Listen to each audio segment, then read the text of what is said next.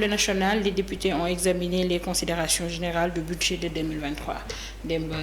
gis nañu waxtaan bi nga xamante ne amal nañu ko démb fële ci assemblée mu ñeel lépp loo xamante ne dafay jëm ci budget bi ñu nar a dëdmal ci année 2023. Nabou yow est-ce que dooy jékki-jékki di dem di lekki mbaxal ci kër internet yi Nabou ni nga xamee internet yi xam seeni yaay xam seeni nijaay seen waa kër seen rakk seen xarit yi ñuy fréquenté ci boppu koñ bi Nabou yow est-ce que doo yoolee ko di dem di lekk ay mbaxal ak ay daxin ngay assemblée nationale noonu di wut fooy jaar di wiiri béy bi garaaw nga de yow mii noo xamee loolu yëpp bon xaaral ma yeggale ma tontu sa laaj rek man de xam nga démb di xewoon assemblée nationale Nabou damaa kontaan xaw ma na ndax nit ñi mbégte bi ma am moom la ñu am mais man dama kontaan parce que ça faisait longtemps que assemblée nationale bu ni mel dañu ko namoon bëggoon koo gis te gisaguñu ko woon et dama kontaan ci taxawaay bi nga xamante ne nii député yi nga xamante ne ñoo nekk ci wàllum opposition am nañu ko démb ci question ak ci donc suggestion yi nga xamante ne def nañu ko yëpp d'une très grande pertinence ci li nga xam ne moom moo jëm ci vote budget yi dañ leen ne fii li tax marathon budgétaire bi mu important ci réew mi mooy ne ci la ñuy décider tabb voter budget ministère yi nga xam ne ñoo war a doxal réew mu am ay questions yu bari yoo xamante ne dafa nekk en suspens te sénégalais yi dañu ci soxla ay leeral te weesu na sampum laaj dafa it soxla woon sénégalais yi soxla woon ñu am taxawaay wu am solo ci sunu ñi nga xam ne ñoo ñu teewal ci pencum ndaw réew mi di gàddu soxla askan wi di ko débattre te également di poser les bonnes questions qu'il faut oui ci loolu j'ai vu vraiment taxawaayu ñi nga xamante ne ñoom ñooy député yi ci question yi nga xamante ne ni moo soxaloon dem assemblée nationale notamment li nga xam ne moom moo jëm ci wàllu question finance te lu am solo ndax lépp fa lay tàmbali loolu lañ doon xaar ci ñoom te gis naa ne dëgg-dëgg ci ni ñu ko tàmbalee nii bu ñu ko dee yeggalee nii Nabou oui lu bari dina changer surtout ndax ab député ci assemblée nationale nekkul ku ñu war a fay xaalis rek muy dawal 4x4 bu neex di laal salaire gu am solo di ko yëg moom ak njabootam te ñeneen ñi ci des féete ci beneen wàll wi di askan wi duñu ko yëg dafay baax ci bu ñu demee ci assemblée nationale ñu gànnaayoo li nga xam ne moom mooy soxla askan wi def ko ni seen saako doo fu ñu mënti toog teg ko ci seenu wet te bu ñu demee ci fu ñu woñ fi ñu ko war a waxee itam ñëpp dégg leen taxawaayu Guy Marius Sagna taxawaayu El Hadj Ahmed Aïdara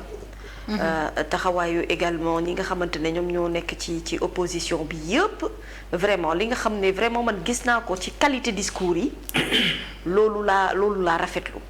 leneen li ci topp mooy au niveau de l'application c'est important que li nga xamante ne moom moo jugee ci Assemblée nationale ñu mënu ko appliquer ci application yi gën xam nga Mamadou Lamine Diallo dama koy wax fii souvent ne leen nit ñi xëy na amaana dañ ko dul accorder bu baax crédit wala duñ ko bàyyi nopp bu baax mais voilà quelqu'un de très intelligent koo xamante ne ay notion yi muy génnee ca Assemblée nationale lu nit mat a bàyyi xel la te nag dafa constant ci ni nga xamante ne noonu lay doxalee ak ci maanaam li nga xam ne dafa dëppoo dëgg-dëgg ak gis-gisam Nabou dañoo sonnoon ci assemblée boo xamante ne dañu daan gis député yi dañ fa daan nekk seetaan feuilleton ak di nelaw ak di tàccu itam ci bu ñu leen ko laajee wala wax oui à tout nekk benn mouvement de suivisme boo xamante ne ni moom lañ doon suivre donc li ma seetlu c'est un début de rupture par rapport ak li fi amoon ak li nga xamante ne moo fi tàmbalee am léegi nii donc vraiment ci liggéey bi nga xamante ne dañu ko tàmbali rek waaye li ci des bari na ci ay ministères ak yeneen yi ni mel yoo xamante ne ñu ngi koy def bu baax et Guy Marius Sagna encore une fois maa ngi koy magnifier ni nga xamante ne mooy taxawaay bi mu am ci Assemblée nationale dëgg-dëgg gis nañu ne li mu nekkee woon ci biti nekkee ne ko ci biir Assemblée nationale te loolu itam dañu ko soxla bu baax a baax beneen bi ci topp rek mooy daf ci am yeneen ministères yoo xamante ne c'est des ministères clés tous ces ministères sont importants mais daf ci am ay ministères yoo xamante ne maanaam foofu itam dañuy caa soxla dëgg-dëgg député yi laajal ñu li nga xamante ne moom mooy sunuy soxla waaye kaasal ñu revendiquer ñu également li nga xam ne daf fi daan am te xamuñu woon fan lay dugg fan lay jaar ak ci lan la ñu koy dépenser ñu indi ci ay leeral yu yaatu yaatu donc Nabou, si tu veux avoir mon avis sur vraiment le début de ce marathon budgétaire au niveau de l'Assemblée nationale, moi je dirais que pour le moment dëgg-dëgg je suis contente de ce que je vois. Maintenant j'attends de voir li nga xamante ne moom mooy liy suivre ci ban yoon lay jëmee est-ce qu'on va continuer dans cette tendance-là parce que c'est important que rupture bi ñu soxla woon ci 14e législature effectivement ñu mën ko seetlu ci doxalinu ñi nga xam ne ñoo ñu teewal ci pencum ndaw réew. Effectivement merci Mamy gis nañ aussi que ni le débat du 3e mandat même si bokk ci woon soulevé nañ ko fa lu bare mu mel ni ñu ci bëri ci député yi ñoom dañu njort ni que ni li ñu wax ci budget bi bëri na bëri goo xamante ni dañ cee bëgg a rax leneen lu jëm ci 2024 ak yu demee noonu Mamy. waaw xam nga affaire u 3e mandat. fu mu nekk nii c'est normal que mu intéresser et que mu susciter également l'intérêt de nos députés pour la toute bonne et simple raison que jusqu'à présent député yooyu. ak ñun ñi askan wi amaguñu lu ñu leer ci doxalinu réew mi fan la jëm amaguñu lu ñu leer ci posture bi nga xamante ne moom la suñu chef de l'État am est-ce que dafay présenter wu am déet par contre am na loo xamante ni mu ngi jiixi jaaxa ci xel yi lii indi jiixi jaaxa gi nag xëy na amaana jógewul sax ci ki nga xam ne moom mooy président de la République naam moom ci moom la ñu séentu un discours boo xam ne clair et net par rapport à sa posture parce que ñu ngi jëm ci 2024 soreetul dara te balaa ñu caa yegg bëgg nañu xam dëgg-dëgg ndax kii dina jóge ci pouvoir bi am déet ndax du mooy jàpp ci pouvoir mi ni ñu gisee ni yenn chef d'État africain yi ba tax yenn dëkk yi nekk fii ci Afrique am ay yëngu-yëngu yu baree bari loolu yëpp ndax bëgg nguur bëgg accroché wu bëgg toog bañ fay jóge waaye ñi ko jege itam maanaam dañoo dindiwul li nga xamante ne moom mooy suspicion bi nekk ci boppu nit ñi dañu gis ne entourage u président de la République ñenn ci ñoom en tout cas seen discours mooy kii bu bëggee bu bëggul moom mooy doon sunu candidat seen discours mooy ñoom d'accord nañu pour que mu briguer li nga xamante ne moom mooy 3e mandat seen discours mooy conseil constitutionnel prononcé gul ci yëf yi ni mel alors que la constitution dit clairement nul ne peut exercer plus de 2 mandats consécutifs seen discours mooy ki nga xamante ne moom moo fi nekk di liggéey daal dañu bëgg mu yeggali li nga xamante ne moom la fi tàmbali ma bëgg nag ñu xam ne c'est très normal que sunu député yi soulever question bu ni mel ci assemblée nationale ndax na ca peccum ndaw réew mi foofu mooy espace bi nga xamante ne foofu la gën a adéquat ngir ñu mën a waxtaanee ci loo xamante ne moom mooy ëllëgu réew mi te ëllëgu réew mi nag c'est important ci lu jëm ci avenir bi ñu avenir proche bi ñu nekk ñu xam dëgg-dëgg taxawaay wi lan la te xam nga équivoque yooyu yëpp sax mënoon nañ ko yëkkati bu yàgg na bu équivoque yooyu mënoon na bañ a posé wu su fekkonte ne ki nga xamante ne moo nekk ci njiitu réew mi te ñu xeex dëgg-dëgg ñafe am ñoo xamante ne nii gaañu ñan ci ñii ñàkk nañu ci seen bakken ngir 3e mandat ba ñu doon bañal Wade du temps mu bañ a amaat ci jamono yi ñu nekk dëgg-dëgg kooku bi mu faloo te am ay promesses yu bëri yoo xamante ne defoon na ko avant muy falu bi mu faloo également am ay promesses yoo xamante ne wax na ko te dëgg-dëgg li mu wax dara gisuñu ci lenn loo xamante ne jëfee na ko te par rapport à ces promesses tenues là donc aujourd'hui bu fekkonte ne il était sorti pour dire clairement aux Sénégalais que amul intention wu briguer beneen 3e candidature loolu bu boobaa débat bi du posé wu bu fekkonte ne également ñi nga xamante ne ñoom ñoo nekk ci wetam wër ko di dem ci télé yi di dem ci rajo yi di bind ci presse écrite yi ci ay ndaje assumer le fait que ñoom dañoo d'accord pour que moom mu briguer li nga xam ne moom mooy 3e candidature bu arrêté woon wala mu sonné woon li nga xamante ne moom mooy la fin de la récréation depuis arrêté leen seen discours yi ngeen di wax ci média yi lii ngeen di wax man santuma leen ko bu ma wax loowu ma kenn ne damay waaj pour présenter 3e candidature bu boobaa itam débat bi du posé wu assemblée nationale donc ce qui veut dire que assemblée ña fa nekk kon député yi dëgg-dëgg ñu ngi suivre li nga xam ne moom mooy actualité réew mi ni muy doxee ak surtout yenn position politique yi nga xamante ne parti de l'opposition te ñu am fa ay représentants ci biir assemblée nationale am nañu ko donc aujourd'hui on a remarqué sax un grand changement au niveau de l'Assemblée parce que li ñu doon nemmeeku ci assemblée bu daan am wala genre session yi bu daan am dañ daan gis que ni dañ daan ñëw rek voté ko parce que majorité daan am ci côté bi nga xamante ne moo jëm ci côté état et que démb ñu nemmeeku ko ni am na un débat assez équilibré on peut dire même si on a noté quelques couacs yi nga xamante ne am na ci ay sànnante xeer yu fa amoon mënul ñàkk ci assemblée c'est très normal mais on a remarqué que aussi li ñu doon wax que ni la cohabitation est actée la cohabitation démb la ñu nemmeeku ne c'était vraiment acté parce que gis nañu débat bu xaw a équilibré ci lu jëm ci wàllum budget boo xamante ne dafa soxal Sénégal. waaw c'est normal parce que Assemblée nationale justement c'est ce que je disais moo tax ma la doon wax sànq ne la. li fa amoon mooy c'est le suivisme c'est-à-dire Assemblée li fa amoon mooy. comme ñoom ils avaient la majorité au niveau de l'Assemblée nationale. quand il faut faire passer benn vote de budget il y a pas besoin de 1000 débats parce que ñoo fa ëppoon. donc li ñu bëgg seen ay loi dañu ko daan tëral maanaam dañ daan faciliter ki nga xam ne moom mooy président de la République démarche am dans la mesure où tout se vote au niveau de l'Assemblée nationale. mais aujourd'hui ce n'est plus le cas xëy na amoon nañu ñoom benn possibilité am benn tuuti majorité bu ndaw rek. mais majorité boobu lii nga xam ne moo yàq tendance bi mooy Mimi Touré bi nga xamante ne jóge na ca camp ba. xaw a rejoindre un peu opposition bi même bu ko waxul clairement. on sent que de toute façon c'est clair dans sa tête elle n'est plus avec le régime actuel. donc loolu moo tax ne loolu tendance boobu effectivement dafa changer et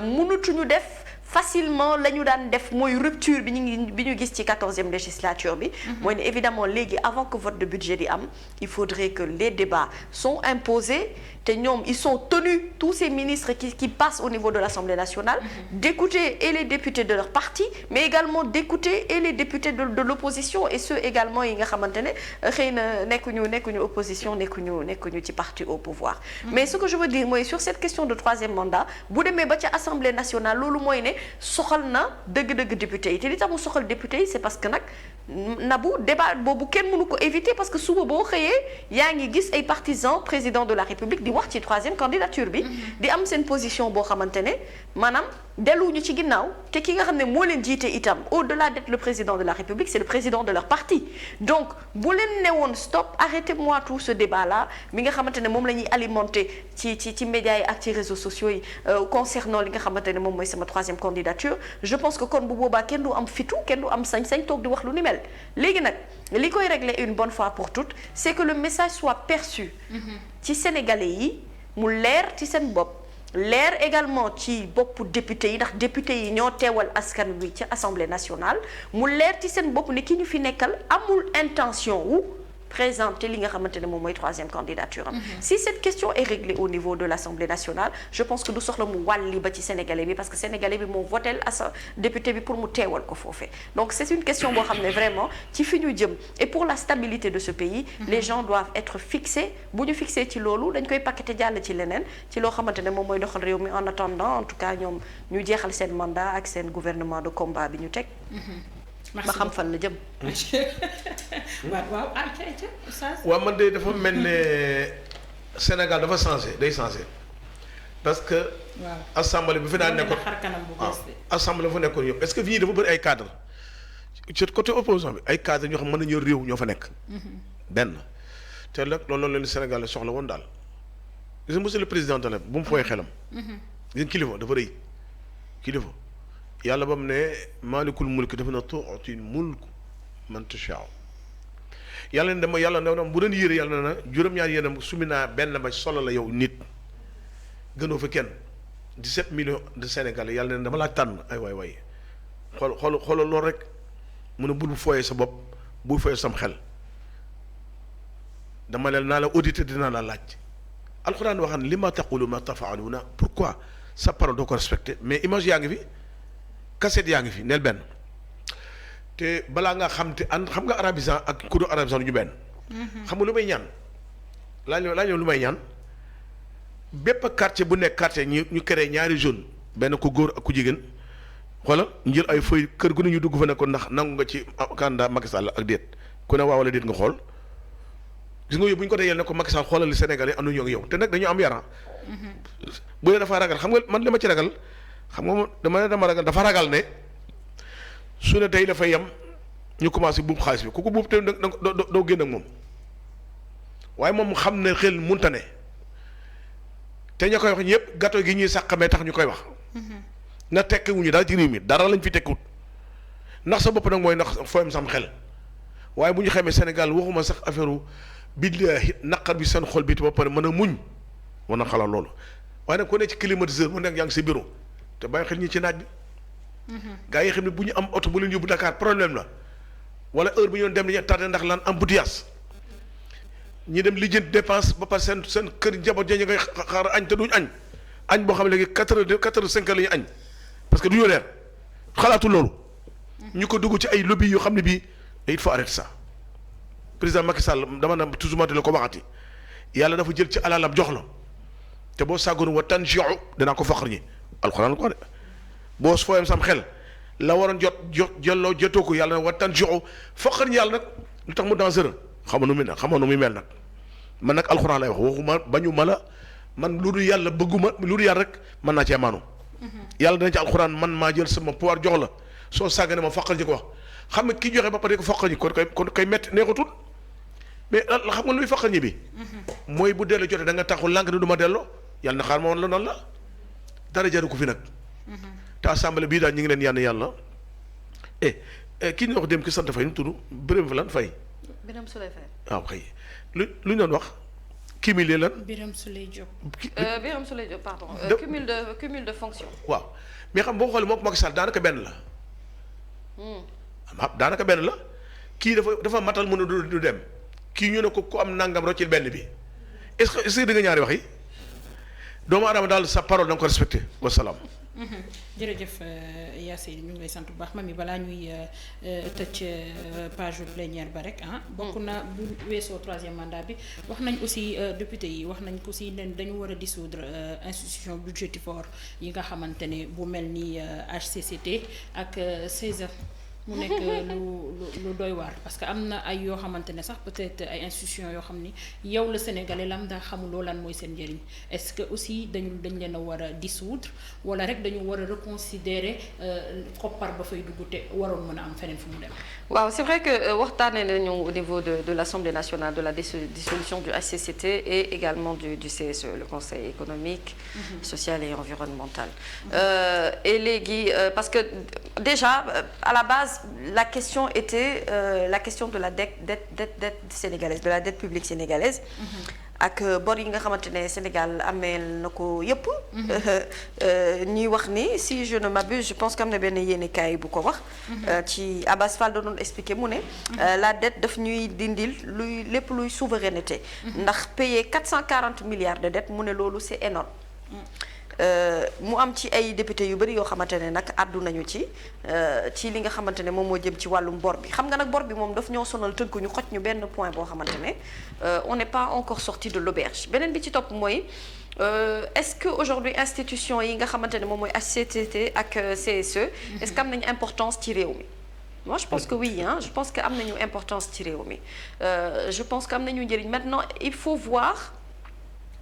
est-ce que le rôle de ces institutions-là amul similitude ak yenn ministères yi et encore ñuy xayma bu baax li nga xamante ne moom moo fay dugg ci wàllum budget et est-ce que li fay dugg ci wàllum budget mu ngi jëm ci liggéey bi nga xamante ne moom mooy liggéeyu institution yooyee et au-delà de tout cela est-ce qu'un bilan est fait bilan d'évaluation ci li nga xamante ne mooy koppar yi ñu fay investir yépp ndax dëgg-dëgg ñu nga cay liggéey lu war ou pas am na ñoo xam ne dañoo jàpp ne gisuñu njëriñ bi nga xamante ne maanaam institution yooyu am nañ ko fi wala rôle bi nga xamante ne mu ngi koy jouer ci li nga xamante ne moom mooy sénégalais lambda bi est-ce que dina ko ressentir dans le vrai sens du terme mais yooyu yëpp nag pour moi c'est de l'administratif et l'administratif également fait partie dëgg-dëgg de l'ossature de l'État donc daf ci am ay sociétés yoo xamante ne étatiques yoo xamante ne seen njëriñ mën na feeñ foo xam ne xëy na peut-être ñun du ñu ci mën a àddu bu baax maintenant est-ce que le travail de contrôle est fait de manière rigoureuse c'est là où est la grande question mais ni nga koy poser institution yi na bu noonu nga koy poser ministères yi nga xamante ne moom moo fi nekk yépp parce que y a tellement de ministères ba am ay ministères auprès de ministères donc est-ce que réellement utilité bi tamit est-ce que am na foofu est-ce que am na yoo xamante ne mënuñu ko woon cumuler mu doon benn mbir moo xamante ne rek xëy na amaana benn nit dina ko mën a gérer ak cabinet mu bañ a doon ay poste yoo xamante ne dañu ko fi créer Sénégal rek ngay gis gouvernement boo xam ne dafay am ay ministères yu dul jeex ak ay demandements yu dul jeex te benn bu ci nekk dafay coûter xaalis dafay am budget bu ñu koy voter alors que bu ñu concentré woon sur l'essentiel pour moi c'est le système également qu'il faut changer. Il n'est pas dit que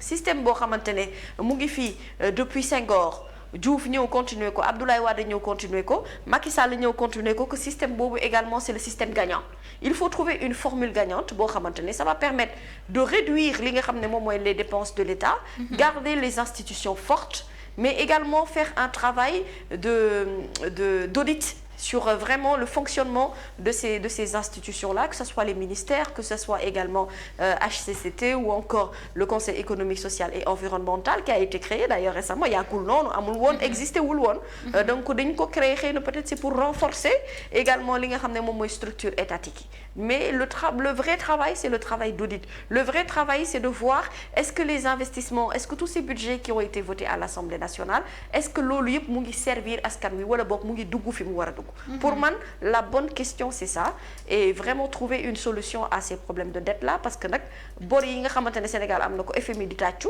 je ne pense pas que ñoom yëg nañu dëgg-dëgg fi nga xamante ne foofu la ñu tollu ñun au niveau endettement te on n'est pas encore sorti de l'auberge malheureusement lu ñuy gën di fonctionner ñu ñuy gën di jox xaalis bor bi di gën a yéeg di gën a kawe et dëgg-dëgg à un certain niveau après dafay difficile pour que nga mën a am benn indépendance financière et économique. Bu ñu ko jëlee sax ci mu terre à terre rek quand tu es toujours endetté tu n'es jamais à jour. Tu n'es pas à jour, c'est clair. Tu n'es jamais à jour te loolu pour nga mën a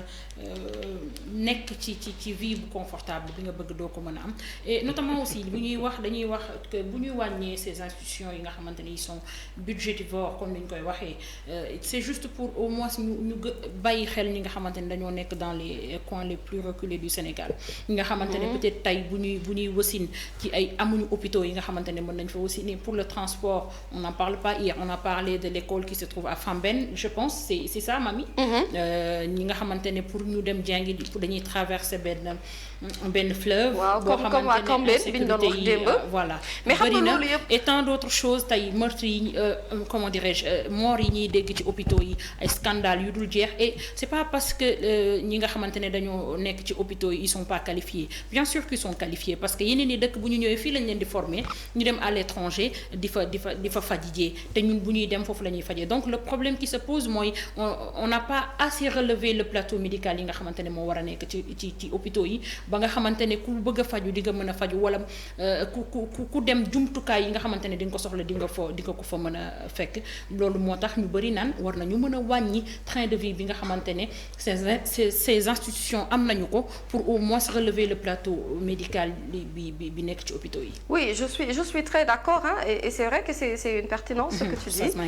mais li ma bëggoon wax rek mooy ne aujourd'hui que ça soit le plateau médical que ça soit le niveau que ça soit l'éducation que ça soit les routes yi nga xamante ne moom mais yooyu yëpp dafa am ay ministères yu ñu ko yoo xam ne yu ñu ko dénk mais si le plateau médical n'est pas assez relevé ça veut dire que ki ñu ko dénk ou le ministère bi nga xamante ne moo nekk en charge de cette question-là liggéeyam des na xam nga da ko fi wax dem et c'est important mooy ne Dakar n'est pas le Sénégal ne se limite pas à Dakar yamul Dakar kese daf ci am ay régions décentralisées yoo xamante ne dëgg-dëgg ñoom itam dañoo soxla développement comme tu dis et ça c'est dans tous les secteurs que ça soit la santé ou autre moo tax ma ni man xam nga personnellement Naboucor si tu veux mon avis su doon dissolution rek du ñu yem rek ci dissoudre li nga xam ne mooy HCCT du ñu yem ci dissoudre CSE dañuy dissoudre également yenn ministères yi parce que je trouve que c'est des ministères inutiles moi je trouve que en fait moo tax ma ne le fonctionnement bi nga xam ne ñu ngi koy doxee depuis Senghor on n'est pas obligé ñu continuer di doxee noonu aujourd'hui on peut faire un autre système de ministères beaucoup plus réduit et beaucoup plus concentré yoo xam ne dañu leen di allouer plus de budget pour que ñu régler les questions essentielles du Sénégal de Dakar et du Sénégal de l'intérieur te loolu il faudrait que maanaam et bu ñu leen notalee c'est-à-dire que problème mu Sénégal mooy xaalis dina génn dinañu ko voté budget assemblée nationale mais est-ce que bu ñu ko voté budget assemblée nationale ba noppi ba député yi kaas ba ñëpp kaas est-ce que xaalis boobu dina dugg fi mu war a dugg.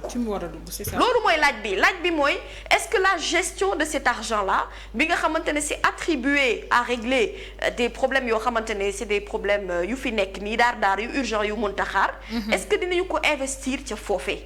wala ci lan la ñu koy investir les partenariats qu'on signe à l'extérieur te nga xamante ne daf ñuy yokki bor est-ce que loolu li tax maanaam ñu dugg ci bor boobee xaalis boobu mu ngi dugg fi mu war a dugg. parce que problème bi mooy on a tellement de ministères qui pullulent autour de nous am na ci ay ministères yoo xamante ne yow jàppoo ko.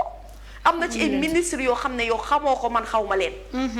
est-ce que comprendre nga. Parfois, je me demande même, est-ce que yeneen institutions ils ne font pas plus de travail que ces ministères qui pilulent de partout yi nga xam ne ñu ngi leen di voter ay budget te pour man régler wuñu li nga xamante ne mooy les questions urgentes de l'heure dafa am ay mbir yoo xamante ne lu nit warut a xaar la gis nga lu jëm ci wàllum santé dafa war a nekk priorité ci réew li ñu jëm ci wàllu éducation nabu dafa war a nekk priorité ci réew li nekk ci wàllu dundinu askan wi dafa war a nekk priorité ci réew et puis également li nekk ci li jëm ci wàllu la route yi ñu mën a praticable loolu itam priorité la ci réew parce que le développement passe par les infrastructures donc loolu yëpp bu fekkente ne def nañu ko ay questions yoo xam ne ce sont des questions urgentes ñu injecté ci xaalis boo xamante ne dëgg-dëgg yow di nga mën a teg sa bët ne ci bii les secteurs ak ci bii les problèmes rehaussé nañu ko mais bi ñu dalee voté budget ba tey santé tey la ëpp problème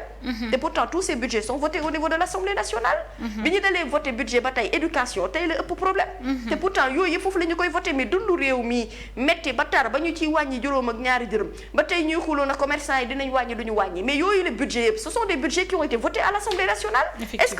que argent boobu xaalis boobu injecté nañu ko fa ñu ko war a injecté loolu mooy laaj beeg samp bi te loolu da xam nga lu koy def audit moo lay permettre nga mën a fixer xool ba xam na xaalis bu mu duggee temps la ci lan ak lan la ñu ko investir et est-ce que sénégalais bi nga xam ne dëkkul Dakar te mu nekk vraiment dans les tréfonds du pays ñoom ressentir nañu li nga xam ne moom mooy liggéeyu gouvernement waaw man dafa mel ne Nabou waaw sama jigéen oui xam moom école art maris nga génne école maris Anne Maris fa la jaar yooyu tubaab bi parce que te jaar yoon ni mu koy tëggee wax ji daal dafa kii daal ci colon yee ko jaar xam naa boo doon def journal français de léegi mu commencé ko ci télé bi incha allah non RFI ñoo lay déglu sax parce que dafa kii daal yàlla dafa la jàmm yàlla dafa la jàmm non pourtant même bi may nekk suppi nag journal français moom laa mës di def sax d'ailleurs xam nga da nga animé foofu di def nostalgie nostalgie avec sa belle voix machallah et puis que di ko wax sax même sama kii français non nostalgie rek colon yi la nostalgie rek nostalgie rek problème nostalgie mais lépp formation dafa baax machallah formation mooy lépp machallah da nga dugg fu am solo Seydina Omar ibn Khattab yent bi ko jàngal dafa toog yaa mu ne tu sais que yent bi bu ñu daan def recouvrement impôt yi Rasulullah da ci daan ànd xamul tax mu ci ànd yow mi ñëw ci bitig bi foo nga fay boo fay ñu tëj sa bitig nekk impôt yooyu nag mooy daan suqal njàng mi defaraat école yi defaraat mbedd yi fay salaire mais problème Sénégal mooy ñàkk fay impôt dañu dem ba mujj bëgg nañ ko indiwaat mu tëlin ndax lan ni ñu tàmm njublan ak lan ay naxaate ACT la xam ni ngeen wax léegi waaw au conseil bi man dafa mel ne dañuy yoroon seen siwo di dem ci or bi tibb or di indi ñoon de jar na ko di ko wax ji de dañu mel ni yoroon seen siwo dem fa or ba nekk ñoom ñu tibb seen or ba yanu ko indi ko Sénégal yóbbu ko fii ci banque bi ñoo kon jar ñu fay ñooñu mais yow nga fay la nit 1,5 million 700,000 fi mu toog xel sax amu ko xalaat mënut a bind jox ko oto jox ko carburant mais arrêtez ça xam nga ko waral client politique Sénégal dañoo politique ba te fekk ñu ngi def seen bopp am na lu yonent yàlla Muhammad wax yéen ñi jiitu def leen attention laa akulu amwaalu dawla min ad-diyaa faire attention ngeen di détourner budget wu état réew. wallaay dafa grave de. am na ñoo xam ne bi bala ñoo dee danañ sonn ndax la riba bi ñuy lekk nit dana am seen am lépp fekk riba lay lekk. mais comment nga fi koo xam ne bii benn amul niveau jàngul. mais li ma ci métti sax du loolu li ma gën a métti mooy lan. ñaata ñoo retraité toog seen place. xale yi génn université taxawal. su ma gisee xale yi di marche ci santé gi yëpp parce que ñii retraité ñoo demul ñoo puusu bàyyi xale yi toog. te ñu naan ñii ñooy relève ëllëg Sénégal mais non dañuy naxaate. ñàkk daal ñett la yonent yàlla Muhammad nee na ku xeexi ñetti ñii. nee na ñàkk du dañ mais wàññi ko mu ñu naan mu ne alfaqru bi maanaa boo koy tekki mooy bay dundee. bay dundee. kon état na jox jiw bu doy ñi ko war moom. mais état day jël jiw jox ko ñu ko moomut. jox ko ñu ko yelloowul. mooy lan kii moo la ëppale boo ko joxee rek mu def ko bon dem def ko xaalis jaay. la preuve moo tax baykat yi mer nañu lool ñoom ñoo mer ba futtu sax ci 275 francs yi ñuy jàpp kilogramme bu gerte. mais man Oustaz dafa am lu ma jaaxal dañu ne. ci ministère de l'agriculture comme boo sàccee biig bii. yaa ngi wax lu rëy. keroog yomal xiyam dañ la koy yen. waaw dafa jar a leeral. boo sàccee ñaari nen ñu yen la ko. xam nga oto. mais Oustaz boo sàccee suuf. dañ leen koy yen ba mu diis. xam nga oto. barki sëñ Bamba xam nga oto moom kenn mënu ko indi ci kanam yàlla. waaw dama laaj. waa ñëwal. oto kenn da ko indi ci kanam yàlla ndax su loo sàcc da nga ko indiwaat. bu dee oto da nga am problème waaye nit ki dañ koy gonfler ba mu tolloog benn poids bi ñu natt oto bi poids bi mu yor ak tonnage boobu ñu yan ko mais oto du ñëw. koo gis mu sàcc benn affaire boobu dañ koy dajale ba mu bëri ñu def ko teg ko ci loxo bi nii. suuf ñuy xaar beneen bi ñëw teg ko ñu ne waaw boo taggaawee toq foo jëm. mais Oustaz ki sàcc ay hectares nag. kooku dañ ko koy yan. non hectares yu yëpp dañ koy comptabiliser ci benn affaire poids ba ñu yan ko. la ilaha illallah. non moo tax ma ne oto du ñëw yomal xam mais nit ki dañu koy gonfler moom ba mu nekk écran géant ñuy ngan ñooñu ñu affaire teg ko ne ko dañu ma ci kanam ñu ko nag du oto waaye nag diisaay oto bi la ñu indil. oto la kay. yàlla sax daa bëri yërmande rek mënoon naa jël oto bi rek yan ko. teg ko mu jeex gis nga wax ji bi ñu demee ba ñee doon sàcc alal dañu ne est-ce que fi ñu ko sàccoon ña nga fa ñu dem delloo ko. ñu ne bu ne ko sàccee te am nga alal te mën na ko dellu nooy def xoolal. yóbbu ko ci case de santé yi. am na ñoom tey xam nañ ne milliards yi ñu sàcc moomuñu ko mais bi leen diina dabee. non mënuñu ko lakk. mënuñu ko suul mais santé lañ ko yóbbu.